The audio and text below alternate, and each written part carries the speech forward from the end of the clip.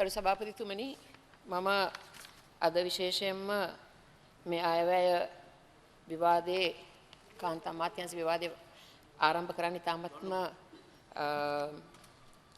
සිත් වේදනාවකින්. හේතුව තමයි අද මේ රටේ දිනපතා කාන්තාව සහ දරුවන්ට සිදුවෙන ප්‍රශ්න දිහා බලනකොට බැරෑරුම් ප්‍රශ්න සිදුවෙන අවස්ථාවකද දිනකට මේ රටේ අහන්න ලැබෙන කාන්තා මරණ, කාන්තා දූෂණය, ළමා දූෂණය, අපචාර, සේවා ස්ථානයේදී සිදුවෙන අසාධාරණකම්, ලිංගික අතවරකම්, මැද පෙරදිග සේවය කරන අපේ අහිංසක කාන්තාවන් සිදුවෙන කරදර, ඒ කාන්තාවන්ගේ දරුවන්ට සිදුවෙන අතවර සහ අනිකුත් අපරාධ මේව ගැන අහනකොට මේ සියල්ලටම ප්‍රධාන හේතුව හැටියට මම දකින්නේ මේ රටේ දුප්පත්කම. මේ දුප්පත්කම මේ රටින් දුරුලා ලනකම් අපිට මේ ප්‍රශ්නවල කවදාවත් පිළිතුරක් ලැබෙයිද කියන එක ප්‍රශ්නයක් බවට පත් වෙලා තියෙනවා.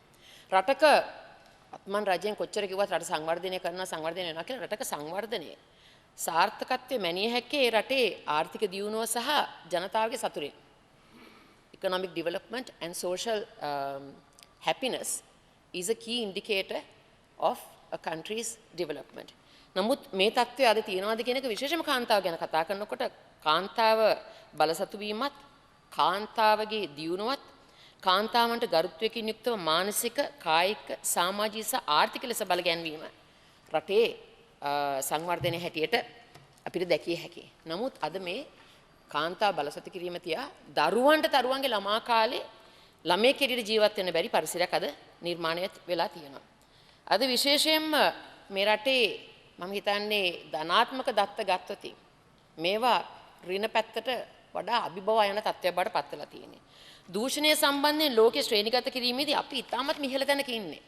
මේ හේතුව නිසාම ගරු සභාපතිතුමනි මම කැමැති විශේෂයෙන්ම අද මේ රටේ දරුවන්ට සහ කාන්තාවන්ට සිදුවන අසාධාරණකම් ගැන ඉතාමත්ම කෙටියෙන් දත්ත ටිකක් පහදලා දෙන්න.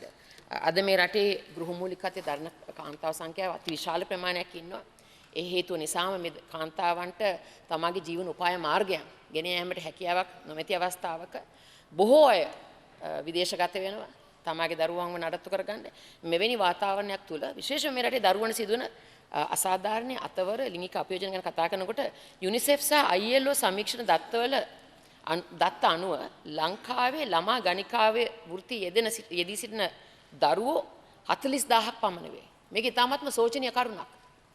මේ රටේ ගැහණු දරුවන් 40000ක් ගණිකා වෘත්තියේ යෙදෙනවා කියන්නේ ඉතාමත්ම කනගාටුදායක තත්ත්වයක්. ඒ විතරක් නෙමෙයි ළමා ජනගහනයෙන් 6.4%ක්ම අඩු වයසින් ගැප් ගන්නවා. මේ රටේ අනවශ්‍ය ගැප් ගැනීම, ඒ ගැප් ගැනීම හේතු වලින් ගබ්සා කිරීම, දිනකට ගබ්සා කිරීම 1000ක් 1500ක් විදිනවා කියන්නේ ඉතාමත්ම කනගාටුදායක තත්ත්වයක්.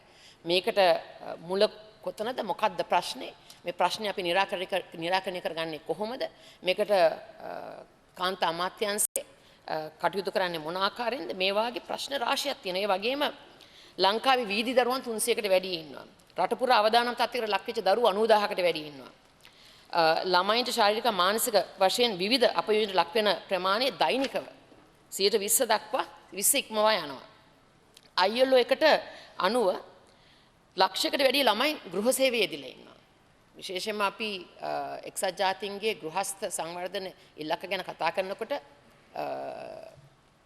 අපි විශේෂයෙන් මිලෙනියම් ඩෙවලොප්මන්ට් ගෝල්ස් ගැන කතා කරනකොට දරුවන්ගේ අධ්‍යාපනය ගැන කාන්තාව බලසතු කිරීම ගැන අපි කතා කරන මේ මිලෙනියම් ඩෙවලොප්මන්ට් ගෝල්ස් 8 දිහා බැලුවම අපි විශේෂයෙන්ම කාන්තා දත්ත දිහා බලනකොට ජෙන්ඩර් ඉන්ඩිකේටර්ස් දිහා බලනකොට සහස්ත්‍ර සංවර්ධන ඉලක්ක දිහා බලනකොට අධ්‍යාපනය සහ සෞඛ්‍ය සම්බන්ධයෙන් අපි ඉහළ තැනක ඉන්නවා. නමුත් එහෙම ඉහළ තැනක හිටියට අපිට පෙනෙන්නේ නැති හැංගිච්ච ප්‍රශ්න රාශියක් තියෙනවා. ග්‍රේ ඒරියාස් රාශියක් තියෙන එකක් තමයි මම කලින් කියපු ওই ගැප් ගැනීම වැනි දේවල්. ඒ වගේම දරුවෝ ළමා ශ්‍රමිකයින් බවට පත් වෙනවා කියන එක ඉතාමත්ම කනගාටුදායක තත්ත්වයක්. සෑම මාසෙකම ළමා මෙහෙකාර සේවය පිළිබඳ පැමිණිලි 200ක් වාර්තා වෙනවා කියන එක කම්කරු අමාත්‍යාංශය විසින් පහදලා දෙනවා. ඒ වගේම ළමා අපයෝජන ගැන කතා කරනකොට 2012 සැප්තැම්බර් වන විට එක වසරක් වෙන ජනවාරි ඉඳලා සැප්තැම්බර් වෙනකොට බලහා සුළු අපරාධ 4414ක් වාර්තාගත වෙලා තියෙනවා ඇමතිතුමා. ඒ වගේම ළමා ලිංගික අපචාර සහ අපයෝජන සිද්ධීන් අතර සුළු අපරාධ 2008 සිට 2012 වෙනි වසර 4ක් වෙනි කෙටි කාලයක් ඇතුළත 8431ක් වාර්තා වෙලා තියෙන සුළු අපරාධ, බල අපරාධ 15158ක්. සමස්ත අපරාධ මේ වසර 4 ඇතුළතදී 23589ක්. මේ අපේ මල්වැනි දරුවන්ට ජනාධිපතිතුමාගේ මහින්ද චින්තනයේ ඉදිරි දැක්මේ මහින්ද චින්තනයේ විවිධ පොරොන්දු දීපු රටකයි මේ වැනි තත්ත්වයක් අපි දකින්නේ. ඔව් මේ සුළු හා බාල අපරාධ දෙකම එකතු කරාම 23589යි. මාසයක් තුල ළමයින් සම්බන්ධ සියලුම ආකාරයේ අපයෝජන 2000ක් පමණ වාර්තා වෙනවා. ගෙවි යන පැය 24කට ඇතුළත දරුවන් 3 දෙනෙකුට යම් ආකාරයක කොලිංගික අතවරයක් අපයෝජනයක් සිදු වෙනවා කියන එක වාර්තාගත වෙනවා. පසුගිය වසර 5 තුළ ළමා අපයෝජන 20%කින් වර්ධනය වෙලා තියෙනවා කියන එක පොලිස් වාර්තාවල පෙන්눔 කරනවා. ඒ විතරක් නෙමෙයි අද වෙන විට රටේ දරුවන්ගෙන් 101ක් සහ 102ක් අතර ප්‍රමාණයක් සමාජ රෝග වලින් පෙළෙන බව සමාජ රෝග අංශයේ සංඛ්‍යා ලේඛන ඔප්පු කරනවා. සමාජ සංඛ්‍යා ලේඛනවල පෙන්눔 කරනවා. මේක තමයි අද දරුවන් සම්බන්ධයෙන් තියෙන සෝචනීය කාරණය. ඒ වගේම දරුවන්ගේ වන්ද පෝෂණය ගැන කතා කරනකොට ගරු සභාපතිතුමනි මේ වෙනකොට වන්ද පෝෂණයෙන් පෙළෙන දරුවෝ අපි රටක් සංවර්ධනය කරනවා කියලා කියනවා නම් මම කලින් කිව්ව ආකාරයෙන් රටේ සංවර්ධනය මැනීය හැකි ජනතාවගේ ජන ජීවිත සංවර්ධනය වෙලා තියෙනවා නම් මේ රටේ දරුවන්ගේ වන්ද පෝෂණය මොණරාගල දිස්ත්‍රික්කයේ අඩුබර 31යි කුරුවීම 18යි ශ්‍රේය වීම 29යි නුවරඑළිය 26.6යි අඩුබර කුරුවීම 25යි ශ්‍රේය වීම 6යි කුරුණෑගල දිස්ත්‍රික්කයේ මේ සාමාන්‍යයෙන් දකුණු පළාතේ හොඳට සංවර්ධනය වෙනවා කියන දිස්ත්‍රික්ක මේ කුරුණෑගල දිස්ත්‍රික්ක වෙන දිස්ත්‍රික්කවල අඩුබර 24.9යි කුරුවීම 15.2යි ශ්‍රේය වීම 20.9යි අනුරාධපුරේ අඩුබර 20.3යි කුරුවීම 10.9යි ශ්‍රේය වීම 19යි පොළොන්නරුවේ 30.6යි අඩුබර කුරුවීම 14.8යි ශ්‍රේය වීම 25.9යි වවුනියාවේ 28යි කුරුවීම 19යි ශ්‍රේය වීම 21යි කිලිනොච්චියේ 40ක් අඩුබර ඒ වගේම ශ්‍රේය වීම 34යි මේ වාගේ මන්ද පෝෂණය ගැන කතා කරනකොට වතු අංශයේ මන්ද පෝෂණ 30යි 33යි මේක තමයි යථාර්ථය. සෑම දරුවන් 3 දෙනෙක්ගෙන් එක්කෙනෙක් මේ රටේ මන්ද පෝෂණයෙන් පෙළෙනවා. සමස්ත ශ්‍රී ලාංකික ජනගහනය ළමා ජනගහනය ගත්තාම පාසල් යන දරුවන් අතරේ මන්ද පෝෂණයෙන් පෙළෙන සංඛ්‍යාව 2005 12යි 2010 11යි මේ වෙනකොට මීට වැඩි වර්ධනය වෙලා කියන එක වාර්තා ගත වෙනවා. අද මේක තමයි දරුවෝ ගැන කතා කරනකොට අපි දකින මන්ද පෝෂණ ගැන කතා කරන දකින සෝචනීය කාරණය. කාන්තාව ගැන කතා කරනකොට වැන්දපු කාන්තාව ගත්තොත් ගරු සභාපතිතුමනි විශේෂයෙන්ම උතුරු නැගෙනහිර ප්‍රදේශයේ ඔබතුමා නියෝජනය කරන ප්‍රදේශයේ යාපනයේම වැන්දපු කාන්තාවන් 89000ක් මඩකලපුවේ 40000ක් එම කාන්තාවන්ගෙන් 12000ක් වයස අවුරුදු 40ට අඩු අය. මේ වයස අවුරුදු 40ට අඩු වැන්දපු කාන්තාවන්ට දරුවන් 3 දෙනෙකුට වැඩි ප්‍රමාණයක් 3 දෙනෙක් පමණ ඉන්න කාන්තාවෝ. නමුත් මේ කාන්තාවන්ට ජීවන උපාය මාර්ගයක් නැහැ බොහෝ අයට. ඒ නැති හේතුව නිසාම තමයි මේ ලාබාල දරුවෝ ඉන්න මව්වරු අඩු වයසේ මව්වරු විදේශගත වෙන්නේ. මේ විදේශගත වෙලා විශාල ප්‍රශ්නයක් අද රටට ඇති කරලා තියෙන. මම දන්නවා ඩිලන් පෙරේරා එතුමා මේකට විසඳුමක් දෙනවා කියලා පොරොන්දු වෙලා තියෙනවා. මේ විසඳුම එනකම් අපි බලාගෙන ඉන්නවා. එතුමාගේ කතාවේ එතුමා මේකට පිළිතුරු දෙයි කියලා මම විශ්වාස කරනවා. යුද්ධයේ මේගේ සොල්දාදුවන් හේතුවෙන් දකුණු පළාතේම වැන්දපු කාන්තාවන් 30000කට වැඩිය අද අපි දකිනවා. එමෙන්ම වයස් සීමාව අනුව අවුරුදු 25 39 අතර වයස් කණ්ඩායමේ පසුවෙන ගෘහමූලිකත්වයේ දරන පවුල් ප්‍රතිශතය උතුරු පළාතේ 20%යි නැගෙනහිරට 30.4යි සමස්ත ශ්‍රී ලාංකික ගෘහමූලිකත්වයේ දරන කාන්තා ප්‍රමාණය 27යි සෑම නිවස් තුනකින් එකක ගෘහමූලිකත්වයේ දරන්නේ මේ රටේ කාන්තාවෝ. නමුත් මේ කාන්තාවන්ට සාධාරණ මේ අයවැයෙන් සිදු වෙලා තියෙනවද කියන එක අපි සොයා බැලිය යුතුයි. පසුගිය වර්ෂ කිහිපය තුළම කාන්තාවල් විශේෂයෙන්ම මේ රටේ කාන්තාවන්ට එරෙහිව ඇතිවෙච්ච බාල සහ සුළු අපරාධ ගත්තොතින් විශාල ප්‍රමාණයක් 2008 සිට 2012 දක්වා සුළු අපරාධ 5772ක් බල අපරාධ සමාවෙන්න සුළු අපරාධ 24486ක් එනම් සමස්ත අපරාධ කාන්තාවන්ට එරෙහි වසර 4ක් වෙන කෙටි කාලයක් ඇතුළත සිදුලා තියෙනවා 30යි සමාන 30058ක් අපරාධ වාර්තාගත වෙලා තියෙනවා. මේ ලිංගික අතවර කිරීම සහ ස්ත්‍රී දූෂණය මේ අතරතුරේදී 2008 සිට 2012 දක්වා 9482යි. මේක තමයි අද විශේෂයෙන්ම ලිංගික අතවර අපචාර ගැන කතා කරනකොට දිගින් දින මේ සංඛ්‍යා ලේඛන වැඩි වෙනවා මිසක් අඩුවීමක් අපි දකින්නේ නැහැ. මේ අයවැයෙන් වැඩියෙන්ම මම හිතන්නේ වැදුනේ කාන්තාවට මේ රටේ. කාන්තාවගේ බඩු මිල වැඩි වුණා විතරක් නෙමෙයි අත්‍යවශ්‍ය භාණ්ඩවල මිල වැඩි වුණා විතරක් නෙමෙයි පරිප්පු ටිකටද උඹල කඩ ටිකද හාල් මැස්සන්ටද කුරක්කන් ටිකට සූදුරු කොත්තමල්ලි අපිට උණට බෙහෙතට බොන සූදුරු කොත්තමල්ලි ටිකට ඉන් මාළු ටිකට සීනි ටිකට කිරිපිටි ටිකට මේ සියල්ලටම 100ට 200 ගානේ බඩු වැඩි වුණා විතරක් නෙමෙයි කාන්තාවට විශේෂයෙන්ම කාන්තාව පරිහරණය කරන සනීප ආරක්ෂක තුවා පවා මේවට බදු දැම්මා. බදු දාලා මේ රටේ කාන්තාව අසීරු තත්ත්වයකට පත් කරා.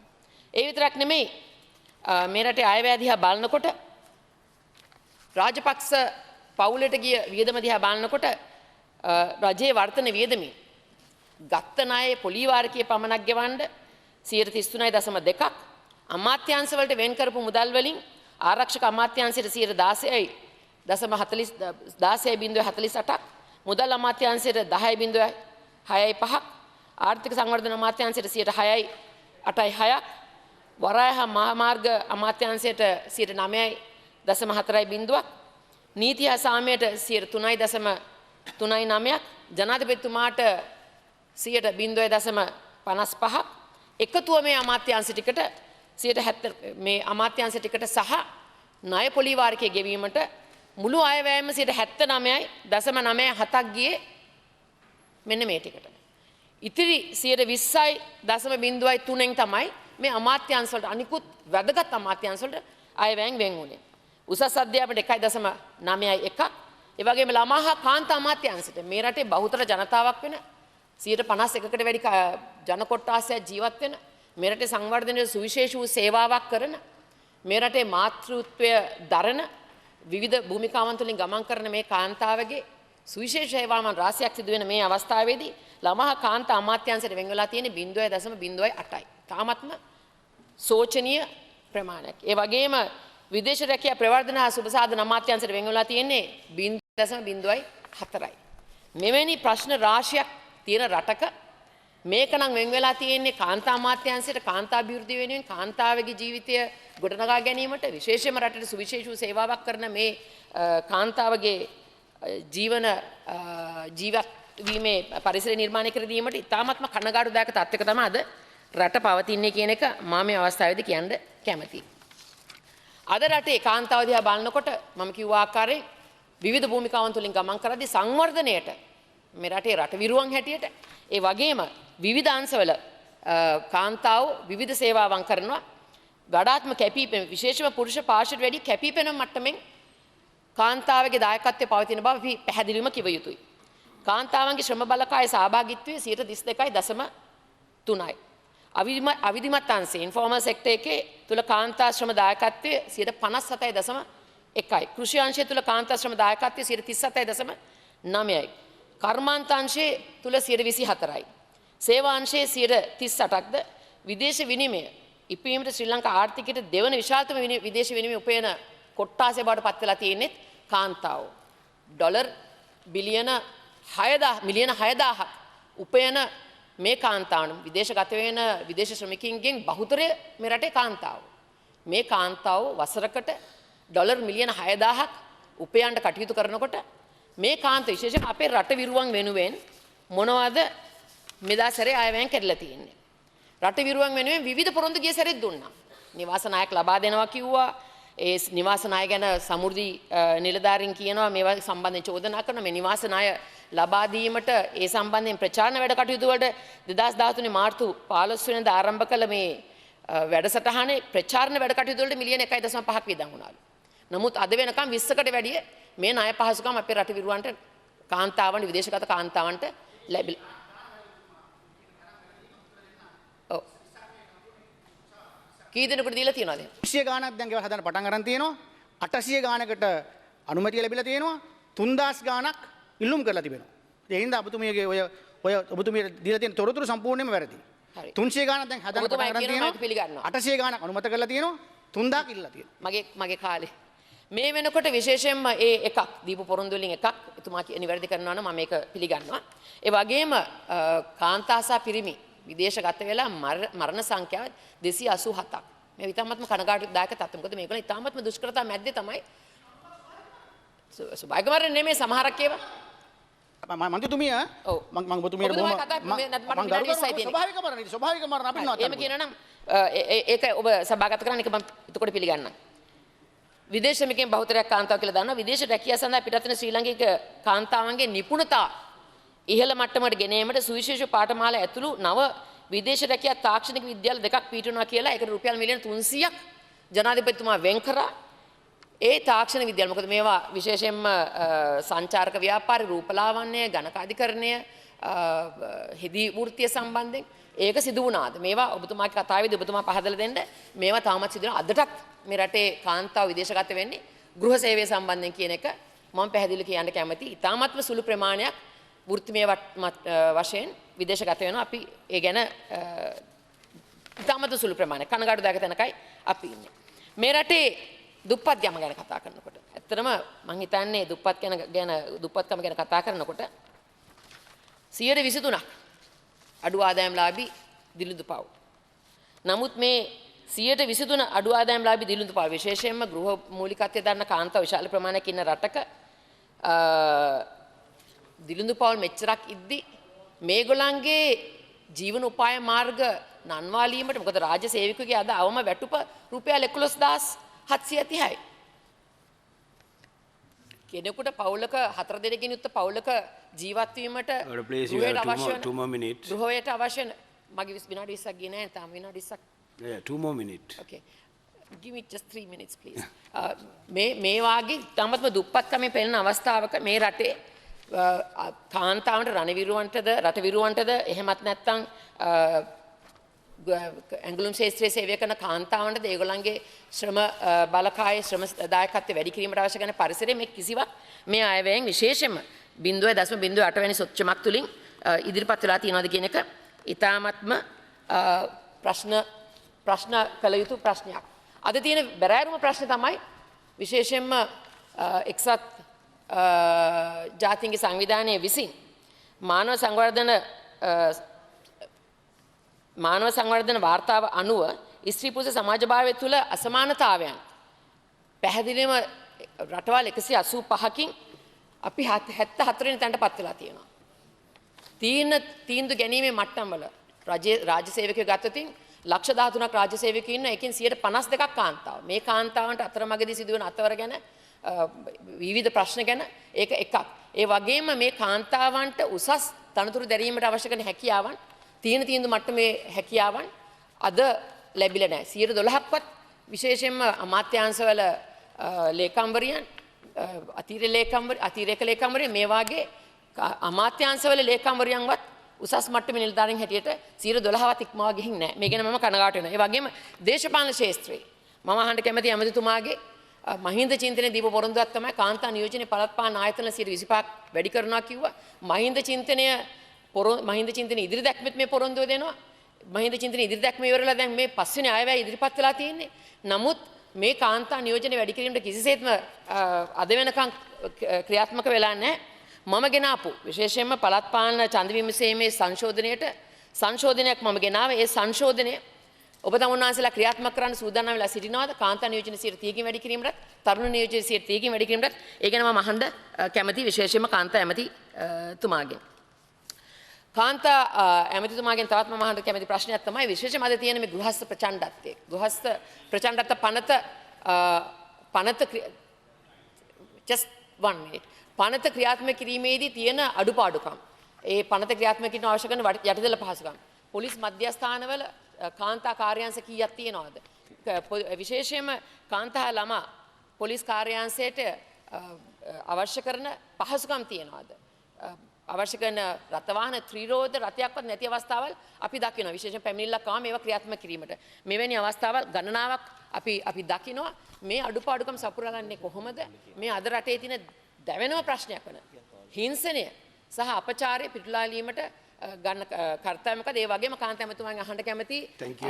ලොකු චෝදනාත් මේකින් මම අවසන් කරනවා මම ඉතුරු ටික මම සභාගත කරනවා ගරු කතා සභාපතිතුමා ඉතුරු මගේ යෝජනාවලියක් තියෙන එක මම සභාගත කරන්න කැමති කාන්ත ඇමතිතුමාගේ මේ ප්‍රශ්න අහලම තමයි මෙතුමාට මේකට පිළිතුරක් දෙන්න කියලා මේ රටේ සුවිශේෂී සේවාවක් කරන සිවිල් සමාජවල නිරතව සිටින කාන්තාවන් කාන්තා පිහිට වෙන්න පුළුවන් යුද්ධෙන් විතරපත් වෙච්ච කාන්තාවන් වෙන්න පුළුවන් ඒ වගේම කාන්තා මාධ්‍ය සාමූහික වෙන්න පුළුවන් ඒ වගේම සර්වෝදය වැනි කාන්තාවන් වෙනුවෙන් වැඩසටහන් කරන ආයතන රාශියක් තියෙනවා මේ ආයතන ගැන කාන්තා ඇමතිතුමා මෙහෙම ප්‍රකාශයක් කළා කියලා ලොකු චෝදනාවක් තියෙනවා කාන්තා ඇමතිතුමා කිව්වලු කාන්තා අභිවෘද්ධිය වෙනුවෙන් කටයුතු කරන මේ කාන්තාවන් පතිවත නැති කාන්තාවන් කියලා එහෙම චෝදනාවක් ඔබ කරා නම් ඒක නිවැරදි කරන්න කියලා මම ඉල්ලා සිටිනවා මොකද මම හිතන්නේ මුළු කාන්තා සම්මතියෙන් මේ රටේ කාන්තාවන්ගෙන් ඔබතුමා Thank you very much. සමාව You take ඉල්ලිය යුතුයි 2 කියන minutes more. කියමන කියමින් මගේ ඉතිරි යෝජනාවල් මම සභාපතිගත Thank you. Thank you.